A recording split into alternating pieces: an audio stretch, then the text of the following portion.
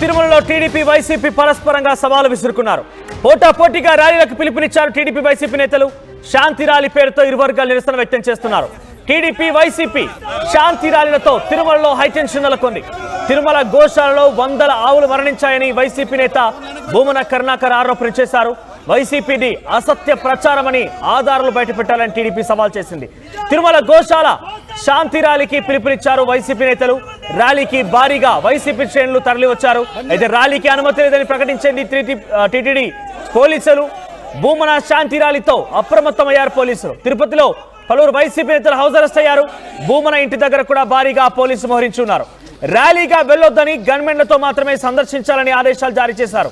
పోలీసుల తీరుతో రోడ్డుపై పడుకున్నాడు భూమన కరుణాకర్. ఎంపీ గురుమూర్తి, మాజీ డిప్యూటీ సీఎం నారాయణ స్వామి నిరసన వ్యక్తం చేశారు.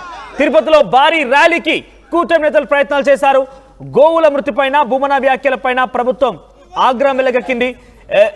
ఎస్వీయు గెస్ట్ హౌస్ నుంచి గోశాల వరకు ర్యాలీ తీశారు. వైసీపీ దుష్ప్రచారాన్ని ఖండిస్తూ శాంతి ర్యాలీ చేస్తామంటున్నారు టీడీపీ సభ్యులు. ఒకసారి దీనికి సంబంధించిన దృశ్యాలను చూడండి. వైసీపీ నేతలు రోడ్డు పైన అలా పడుకొని పోయారు. దాంట్లో భూమన కరుణాకర్ కనబడుతున్నారు. మాజీ టీటీడీ చైర్మన్ గా పనిచేస్తారు ఆయన. సో ఆయన డైరెక్ట్ గా రోడ్డు పైనే పడుకోవడం కొంత ఆసక్తి రేపుతోంది. ప్రస్తుతం ఆయన శాంతి ర్యాలీ అని చెప్పారు. ఆయన ఒంటరిగా వెళ్ళండి, మీరు మీ యొక్క గన్మెన్లతో వెళ్ళి సందర్శించాలని పోలీసులు చెప్పినా కూడా వినకుండా తమ కార్యకర్తలతో కలిసి వెళ్తానని చెప్పి పట్టుబట్టారు. ఆయన మొదటి నుంచి కూడా ర్యాలీకి పిలిపించినప్పటి నుంచి ర్యాలీకి పర్మిషన్ లేదని పోలీసు అంతా అడ్డుకునే ప్రయత్నం చేశారు. సో ప్రస్తుతం ఆయన రోడ్డు పైనే అలా పడుకొని పోవడం కాస్త ఆసక్తి రేపుతుంది. ఒకసారి అక్కడి దృశ్యాలు చూద్దాం.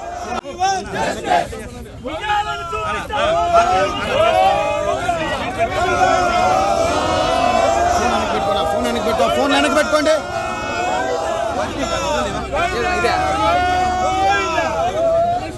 నిజాలను చూపిస్తాం. గోశాలకు వెళ్ళనివ్వండి, గోశాలకు వెళ్ళనివ్వండి.